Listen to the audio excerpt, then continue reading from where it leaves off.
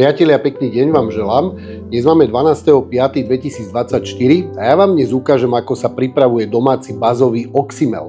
Kto nevie, čo je to oxymel, tak je to výluch z bazy, jablčný ocot tam ide a med.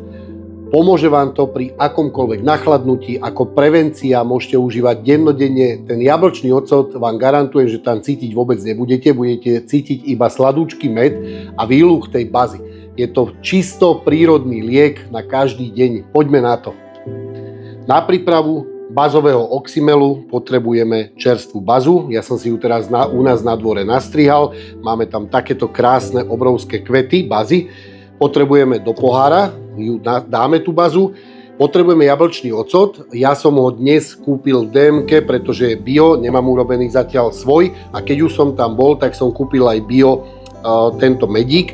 Tam to pôjde zaliať, takže ideme na to. Natrhám si bazu. Dáme tam kvietky. Takže posledná baza. Dáte plný pohár bazy. Teraz na tú bazu nalejeme med.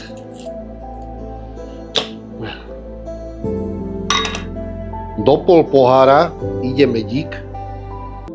Dáme tam jablčný ocot.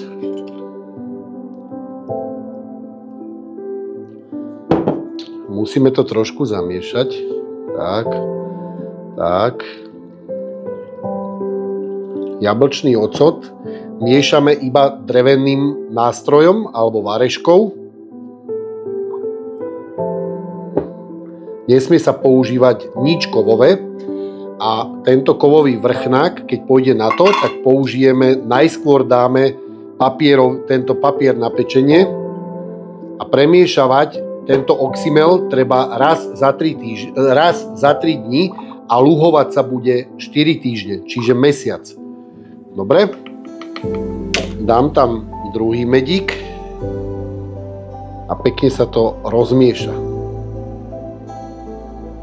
A po 4 týždňoch sa precedí tento vyluhovaný oxymel, ale nie cez kovové sítko. Musíte to precediť cez gázu, alebo teda nejakú čistú útierku. Dáme ešte jablkový ocot a pekne to rozmiešame.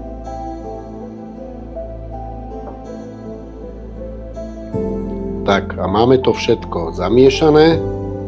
A teraz to prikryjeme a necháme 4 týždne v kuchyni v normálnej teplote, v domáckej teplote pekne luhovať a raz za 3 dní to premiešame.